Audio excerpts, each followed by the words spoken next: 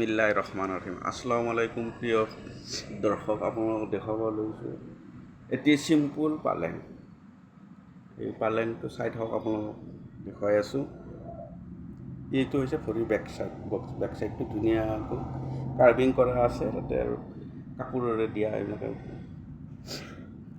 এই বেক চাইডটো চাইডত কাপোৰেৰে দিয়া মাথাৰ পিনে চাই। পালেংটোৰ দাম হৈছে মাত্ৰ 35,000 টকা। চেগুন কাঠৰ পালেং, দেখিবলৈ বহুত ধুনীয়া, চিম্পুলৰ ভিতৰতে।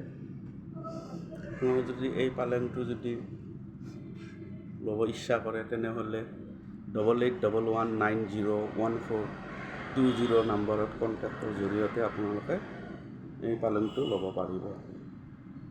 চেগুন কাঠৰ এই পালেং।